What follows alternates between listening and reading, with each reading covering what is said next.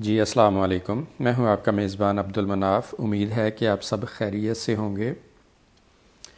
آج ہم بات کریں گے وفاقی بجٹ، پے اسکیل اور الاؤنسز کے بارے میں۔ وفاقی بجٹ کب پیش کیا جائے گا؟ کیا بجٹ میں پے اسکیل ریوائز ہوں گے؟ کیا سرکاری ملازمین کے الاؤنس، خاص طور پر medical allowance, house rent allowance اور کنوینس الاؤنس میں اضافہ کیا جائے گا؟ کیا ریٹائر ہونے والوں کو یہ پے اسکیل ریوائز ہونے کا انتظار کرنا چاہیے؟ ان پے اسکیل کے ریوائز ہونے سے کیا ریٹائر ہونے والوں کی پینشن میں کچھ اضافہ ہوگا؟ انہیں کچھ فرق پڑے گا؟ کیا انہیں پے اسکیل ریوائز ہونے کا، یہ بجٹ آنے کا انتظار کرنا چاہیے یا نہیں؟ آج ہم اس ٹاپک پر بات کریں گے۔ خبر ہے وفاقی بجٹ جون کے پہلے ہفتے میں پیش کیا جائے گا۔ ایکسپریس نیوز نے یہ خبر شیئر کی ہے کہ وفاقی حکومت آئندہ مالی سال 2025-26 کا وفاقی بجٹ جون کے پہلے ہفتے میں پیش کرے گی، جس کے لیے وزارت خزانہ نے شیڈول جاری کر دیا ہے۔ وزارت خزانہ کی طرف سے وزارتوں اور ڈویژنوں کو بھجوائے گئے شیڈول میں تمام بجٹ دستاویزات کو مئی 2025 کے آخر تک حتمی شکل دینے، منصوبہ بندی رابطہ کمیٹی کا سالانہ اجلاس مئی کے پہلے ہفتے، قومی اقتصادی کونسل کا اجلاس مئی کے دوسرے ہفتے منعقد کرنے، بجٹ اسٹریٹجی پیپر 18 اپریل 2025 تک منظور کرانے، جبکہ بجٹ جائزہ کمیٹی کے اجلاس 11 فروری سے 28 فروری کو منعقد کرنے کی تجویز ہے۔ اس کے علاوہ فارن ایکسچینج کے لیے بجٹ کا تخمینہ 7 مئی تک جمع کرانے کی تجویز بھی دی گئی ہے۔ تو یہ تھی خبر کہ وفاقی بجٹ جون کے پہلے ہفتے میں پیش کیا جائے گا۔ ذرائع کے مطابق بہت زیادہ امکان ہے کہ اس بجٹ میں سرکاری ملازمین کے پے اسکیل ریوائز کیے جائیں گے۔ پے اسکیل ریوائز کرنے سمیت تنخواہوں میں اضافے اور الاؤنسز میں اضافے کے لیے مختلف تجاویز تیار کی جائیں گی۔ حتمی فیصلہ وفاقی کابینہ کرتی ہے کہ پے اسکیل ریوائز کیے جائیں گے یا نہیں، الاؤنس بڑھائے جائیں یا نہیں، اور تنخواہ میں کتنا اضافہ کیا جائے، پینشن میں کتنا اضافہ کیا جائے۔ یہ فیصلہ عین موقع پر وفاقی کابینہ کرتی ہے۔ بہرحال امکان ہے کہ اس سال پے اسکیل ریوائز کیے جائیں گے۔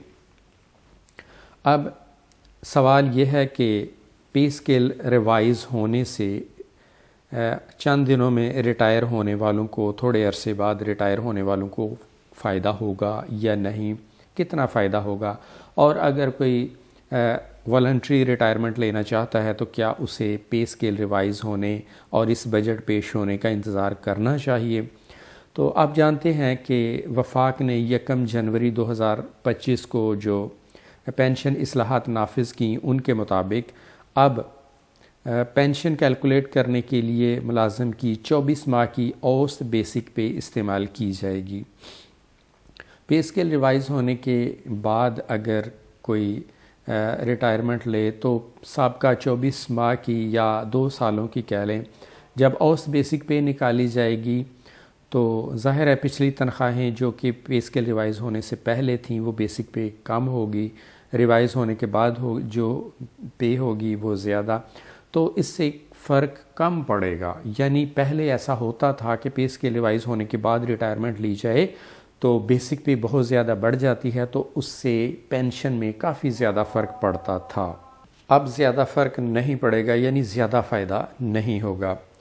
اس کے علاوہ پنجاب میں 2 دسمبر سے پینشن اصلاحات نافذ ہوئیں اور پنجاب میں 24 ماہ کی بجائے 36 ماہ کی اوسط بیسک کیلکولیٹ کی جائے گی۔ آخری بیسک پے کی بجائے پینشن کیلکولیٹ کرنے کے لیے پچھلے 3 سالوں کی جو اوسط بیسک پے ہے اس کی بنیاد پر پینشن کیلکولیٹ کی جائے گی۔ تو اگر پے اسکیل ریوائز ہو بھی جائیں تو معمولی سا فرق پڑے گا، ریٹائر ہونے والوں کو زیادہ فرق نہیں پڑے گا۔ باقی سندھ میں، بلوچستان میں بھی نوٹیفیکیشنز جاری ہو رہے ہیں، خیبر پختونخوا میں۔ اس کے علاوہ ایک اور چیز ہے کہ اگر 60 سال کی عمر میں ریٹائرمنٹ لے رہے ہیں تو پھر تو جو ڈیٹ آف ریٹائرمنٹ ہے اسی ڈیٹ کو ریٹائر ہونا ہے، اپنی مرضی تو اس میں ہے نہیں۔ اور جو لوگ والنٹری ریٹائرمنٹ قبل از وقت رضا کرانہ ریٹائرمنٹ لینا چاہتے ہیں تو ان کے لیے ایک اور نقصان یہ ہے کہ وہ جتنا عرصہ جلدی ریٹائرمنٹ لیں گے ان پر اتنی ہی پینلٹی عائد ہوگی۔ مثال کے طور پر وفاق میں 60 سال کی عمر سے قبل ریٹائرمنٹ لینے کے لیے 3% سالانہ فلیٹ ریٹ پینلٹی عائد کی جائے گی اور میکسیمم 20% تک جائے گی یہ پینلٹی۔ اسی طرح پنجاب میں قبل از وقت ریٹائرمنٹ لینے کے لیے 1 سال اگر پہلے ریٹائرمنٹ لی تو 2% پینلٹی لگے گی، اگر 2 سال پہلے ریٹائرمنٹ لی تو 4% پینلٹی، اگر 5 سال پہلے ریٹائرمنٹ لی تو 10% پینلٹی۔ اس طرح سندھ اور بلوچستان میں KPK میں، تو اس طرح یہ جو ہے نا قبل از وقت ریٹائرمنٹ لینا بھی مشکل ہو گیا ہے، اس پر جرمانہ عائد ہوگا۔ اس کے بعد آپ دیکھتے ہیں کہ یہ تو آپ نے دیکھ لیا کہ ریٹائرمنٹ لینے والوں کو بہت کم فائدہ ہوگا، اسکیل ریوائز ہونے کا کوئی خاص فائدہ نہیں ہے۔ اس کے بعد دیکھتے ہیں الاؤنسز کے متعلق۔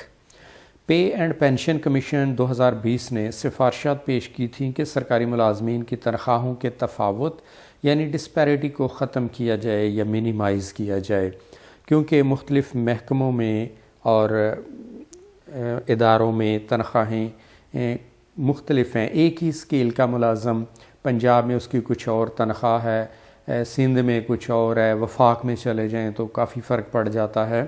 تو اس کمیشن نے سفارش کی تھی کہ تنخواہوں میں یہ جو ڈسپیرٹی ہے اس کو منیمائز کیا جائے، اس کو ختم کیا جائے، اور کئی سالوں سے منجمد الاؤنسز جیسا کہ medical allowance, house rent allowance اور کنوینس الاؤنس میں 100% تک اضافہ کرنے کی سفارش کی تھی پے اینڈ پینشن کمیشن نے۔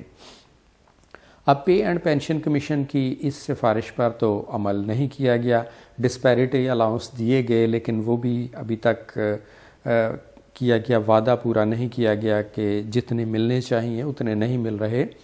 اس کے بعد medical allowance, house rent allowance اور کنوینس الاؤنس میں کتنے سالوں سے اضافہ نہیں کیا گیا اور یہ اپنی پرانی سطح پر فریز ہیں، منجمد ہیں، اور medical allowance, house rent allowance تو بہت ہی کم ہیں، یعنی جتنا میڈیکل الاؤنس ہے اتنا تو ایک دفعہ ڈاکٹر کے پاس چلے جائیں تو اس سے زیادہ خرچ ہو جاتا ہے، اور ہاؤس رینٹ الاؤنس اتنا زیادہ ہے کہ اتنے میں ایک کمرہ بھی اب کرائے پر نہیں لیا جا سکتا، فیملی کے لیے گھر کیسے لیا جائے۔ کنوینس الاؤنس بھی کافی پرانا ریٹ چل رہا ہے۔ تو اب وزیر اعظم نے الاؤنسز کا جائزہ لینے کے لیے ایک اور کمیٹی تشکیل دی ہے۔ یہ کمیٹی اپنا کام کر رہی ہے۔ امید ہے کہ اس بجٹ میں ان الاؤنسز میں بھی اضافہ کیا جائے گا، house rent allowance, medical allowance اور کنوینس الاؤنس بھی امید ہے کہ بڑھیں گے۔ یہ تھی آج کی اہم انفارمیشن۔ اگر ویڈیو پسند آئے تو چینل سبسکرائب کر لیں تاکہ ایسی ویڈیوز آپ تک پہنچتی رہیں۔ اپنا خیال رکھیں، خوش رہیں۔ ملتے ہیں نیکسٹ ویڈیو کے ساتھ، تب تک کے لیے اللہ حافظ۔